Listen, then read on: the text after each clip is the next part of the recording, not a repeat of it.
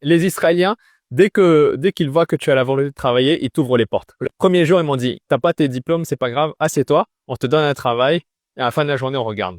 J'ai passé la première journée, ils m'ont dit, tu reviens demain. Et voilà. Tous les jours, je me lève, je sais pourquoi je me lève. Tous les soirs, je me couche, je sais pourquoi je me couche. Il n'y a pas d'eux comme le peuple juif.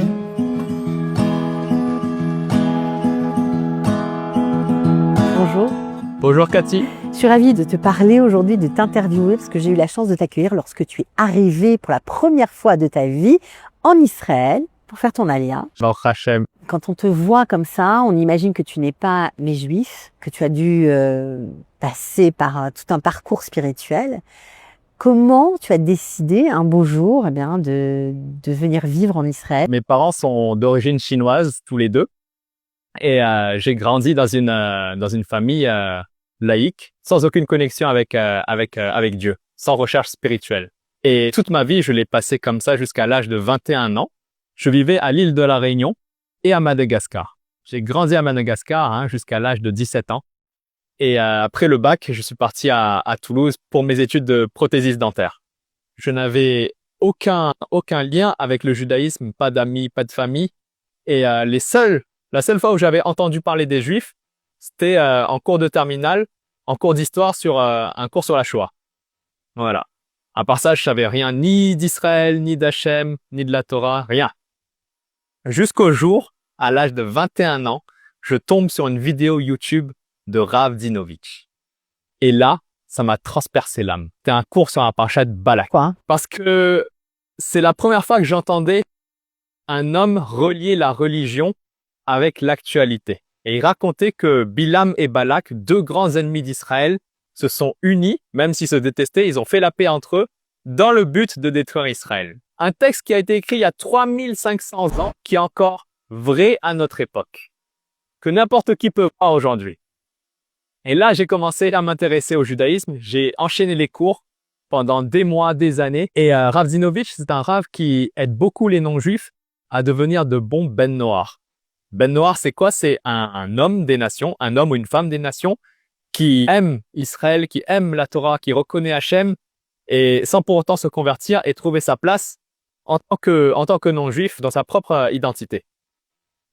Et donc, il expliquait que les Ben Noach avaient 7 lois à respecter et que parmi les 7 milliards d'humains, la plupart respectaient ces lois, à part une qui était très compliquée à respecter, c'était ne pas manger de la chair d'un animal vivant. Il expliquait pourquoi. Parce que dans les abattoirs non juifs, souvent les animaux sont tués sur un tapis automatique et il arrive que l'animal ne soit pas mort avant qu'on commence à découper ses membres, par exemple pour un poulet, ses cuisses, ses ailes. Et quand un non-juif consomme cette chair, il transgresse cette loi noachide. Donc il préconisait aux non-juifs de manger cachère pour pouvoir respecter parfaitement les 7 lois de Noach. Alors quand j'ai appris ça, j'ai cherché une boucherie cachère. La première boucherie, je l'ai trouvée à Toulouse. Et après mes études, je suis retourné à La Réunion pour m'installer, pour commencer à travailler. Et j'ai commencé à prendre une bonne habitude, je vais la continuer. Donc à La Réunion, j'ai cherché à avoir de la viande cachère. J'ai contacté la synagogue. Et là, je suis tombé sur la femme du président de la communauté. Elle m'a très très bien accueilli. Tiens, si tu veux, Shabbat prochain, Motzei Shabbat, c'est Purim. Donc c'était Purim 2017. Elle m'a invité à venir à la synagogue pour participer à l'office. J'y suis allé. C'était la première fois que je mettais les pieds dans une synagogue. Et j'ai kiffé. L'ambiance, les gâteaux, les enfants. Incroyable. Et elle m'a dit, si ça t'a plu, tu peux revenir les prochaines fois. Tous les Shabbats, je venais à l'office, j'écoutais les prières, j'écoutais la paracha. Et petit à petit, j'apprenais. En même temps, je continuais à écouter les cours de Rav Dinovitch. T'as mis combien de temps pour te décider à te convertir? Entre le moment où j'ai vu la vidéo et ma décision, j'ai mis 6 ans.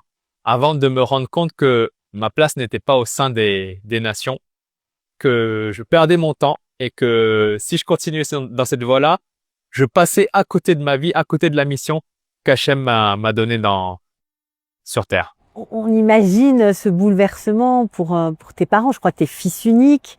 Tes parents qui n'ont absolument rien à voir ni avec les Juifs, ni avec Israël. Absolument rien. Ils ont pris ça comment? Alors, mes parents, qu'Hachem les bénisse, ils m'ont suivi depuis le début. Depuis le début, je leur parle de Torah, je leur parle du peuple juif, de ci, de ça, de ça. Donc, le jour où je leur ai appris que j'allais me convertir, ils n'étaient pas surpris. Ils m'ont dit, c'est bien. Accepte ton choix, mon fils. Et le jour où tu leur as dit que tu partais en Israël, Un peu plus compliqué parce que ils adorent Israël, mais ils voyaient leur fils unique partir loin, loin, loin, loin d'eux et ils savaient que ils me reverraient pas de sitôt. Surtout que je suis venu à un moment pas très safe, quoi. En 2023, après le 7 octobre. qu'est-ce qui t'a poussé à Je suis monter en venu en Israël? 2024. Tu aurais pu rester juif, te convertir, etc. et ne pas venir. Alors oui, je pouvais faire ce choix-là, mais déjà pendant mon processus de conversion, je me disais, si j'ai la chance de faire l'Aliyah à mon âge, tant que j'ai pas encore marié, tant que j'ai pas encore d'enfants, tant que j'ai pas encore planté mes racines profondément dans l'endroit où je suis, c'est plus facile pour moi de tout reconstruire à zéro. Donc je me suis dit, dès que je peux, je fais mon Aliyah. Un an après ma conversion, jour pour jour, je mets les pieds pour la première fois en Eretz Israël et je fais mon Aliyah. Ça y est, je suis israélien. C'est le grand jour. C'est le grand moment de devenir israélien si Dieu le veut.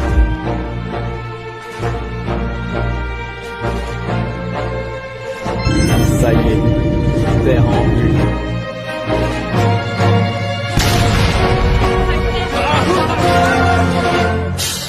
Un mélange de joie, d'émerveillement quand tu arrives à Jérusalem. Et après, tout va trop vite pour kiffer. Là, pour te dire, on est à un an après mon Aliyah. Je commence à revoir mes premières images quand je suis arrivé. Et là, je commence à réaliser. Pourquoi tu as choisi Jérusalem? Quand tu fais ton Aliyah avec l'argent juif, tu as la possibilité de choisir ton ulpan. Tu as des ulpans dans plusieurs villes d'Israël. Et moi, je savais que au moins les premiers mois, les premières années, je voulais les passer à Jérusalem pour voir de mes yeux la ville où tout a commencé. La ville pour laquelle toutes les nations du monde se battent. Comment ça se passe l'arrivée?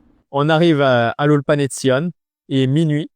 Le taxi nous dépose avec nos valises. Et je rejoins ma chambre. On est en colocation avec d'autres personnes, hein. Et le lendemain, à 8 heures, on est tous réunis, tous les jeunes, une centaine de jeunes sont réunis dans la pièce principale avec la directrice. Et il y a un groupe pour les Français, un groupe pour les Russes, un groupe pour les Américains, un groupe pour les Argentins. Et moi, je vois dans le groupe des Français, il y a une femme qui particulièrement belle qui me tape dans l'œil. Et elle deviendra ma femme 6 mois plus tard. Bon. Ça, c'est fou, quoi. Tu t'attendais à ça? Non, pas du tout. Moi, j'étais venu à l'Ulpan pour apprendre l'hébreu, pas pour me marier. Et là, on se voit. Dans l'après-midi, la directrice nous convoque par petits groupes et elle nous dit, moi, ça fait depuis de très nombreuses années que je suis directrice à l'Ulpan Etzion et je vais vous montrer mon trésor. Et là, elle nous sort un classeur comme ça. Elle dit, ça, c'est tous les couples que j'ai fait pendant mes années à l'Ulpan Etzion. Et on commence à découvrir la ville, à faire des sorties à Jérusalem, dans les autres villes. Et petit à petit, l'oiseau fait son nid et on s'est fiancés. Et 6 mois après, on s'est mariés. Baruch Hashem. Après l'Ulpan, tout de suite, j'ai voulu chercher un travail. On s'est installé à Jérusalem. Il fallait trouver un emploi très vite. Et je voulais trouver dans le seul métier que je connaissais, c'était prothésiste dentaire. Donc, c'est un métier que j'ai pratiqué pendant 8 ans. Donc, j'avais l'expérience pour réouvrir mon laboratoire en Israël, hein. Mais j'avais besoin de l'équivalence du diplôme pour ouvrir ton laboratoire. Donc, j'ai eu la chance de rencontrer Esther Blum de Kalita qui m'a aidé dans toutes les démarches pour obtenir l'équivalence. Et en attendant, parce que ça prend plusieurs mois, hein, j'ai cherché un laboratoire israélien dans lequel je pouvais travailler. J'en ai trouvé un. On était 5 dans l'équipe, que des Israéliens. Pas un mot de français pendant 8 mois. J'ai tout appris avec eux. Tout le vocabulaire technique du métier de prothésiste dentaire, je l'ai eu grâce à ce laboratoire. Les Israéliens, dès qu'ils voient que tu as la volonté de travailler, ils t'ouvrent les portes. Le premier jour, ils m'ont dit, t'as pas tes diplômes, c'est pas grave, assieds-toi, on te donne un travail, et à la fin de la journée, on regarde. J'ai passé la première journée, ils m'ont dit, tu reviens demain. Et voilà. Aujourd'hui, j'ai obtenu l'équivalence du diplôme, et j'ai eu la possibilité d'ouvrir mon laboratoire, Baruch Hashem, à Jérusalem. Alors, Jérusalem, c'est vrai que tu es venu pour y apprendre l'hébreu, c'était le programme, mais c'était pas un programme de rester à Jérusalem. Alors, ce qui nous a retenus principalement à Jérusalem, c'était la communauté qu'on a rencontrée. Une communauté francophone dans notre quartier, hein. On la suit depuis le début et c'est là où on a trouvé vraiment notre famille, notre lien. C'est une communauté Chabad francophone de Baka, dirigée par le Rav Nathan Toiti et son épouse Dvorah Toiti. Et on est tombé amoureux de cette communauté. J'ai eu l'occasion de visiter quelques autres villes, hein, et il y a, moi, dans ma perception, il n'y a pas comme Jérusalem.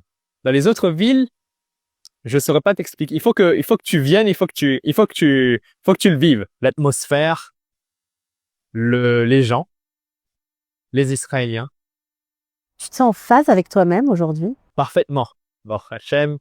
Tous les jours, je me lève, je sais pourquoi je me lève. Tous les soirs, je me couche, je sais pourquoi je me couche. Il y a ceux qui réussissent leur alia et il y a ceux qui réussissent très bien leur alia. Les premiers, ceux qui réussissent leur alia, ils sont venus avec beaucoup d'argent.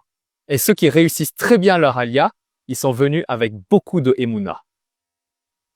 Voilà, donc si tu prépares ton alia, ne viens pas les mains vides. Soit tu viens avec beaucoup d'argent, soit tu viens chargé de émouna. Et tu réussiras. Tu parles de ton expérience, c'est quand même très atypique comme parcours. Tu communiques sur les réseaux sociaux beaucoup et tu as été attaqué énormément. Qu'est-ce que tu penses de cet antisémitisme virulent? Tout le monde subit et toi en tête. L'antisémitisme, il s'est réveillé le 7 octobre et tu le vois partout. Tu le vois pas seulement sur les réseaux, tu le vois en France, tu le vois en Europe, tu le vois aux États-Unis, au Canada, partout. Et ce que j'aimerais dire de cet antisémitisme, hein, c'est que c'est un signe positif. Pourquoi? Parce qu'à chaque fois que le peuple juif avance vers son projet, avance vers son destin, là se réveillent les nations. Là se réveille la haine des nations. Pharaon, pour prendre l'exemple de la Torah, Pharaon, à quel moment il décide de faire son décret contre les enfants mâles? Au moment où ces magiciens ont perçu que l'âme du libérateur de Moshe Rabbeinu commençait à descendre sur terre. C'est à ce moment-là. Donc, les premiers à voir que Israël avance vers sa délivrance, c'est les antisémites. Voilà. Donc, c'est un message très positif que je vois. En toute chose, le peuple juif, il est capable de le retourner dans le positif. Donc, tu t'en fiches un peu des attaques? Complètement. Baruch Hashem. Moi, je dirais que c'est tes ennemis qui font ta force. Surtout sur les réseaux, c'est eux qui font monter le buzz, c'est eux qui font que tu es connu après. Comment tu trouves ce peuple? Il n'y a pas deux comme le peuple juif. Souvent, tu vas entendre dans la bouche de ceux qui ne nous aiment pas, peuple élu, peuple orgueilleux, etc. Mais en fait, c'est eux qui ont fait du peuple juif ce qu'il est aujourd'hui.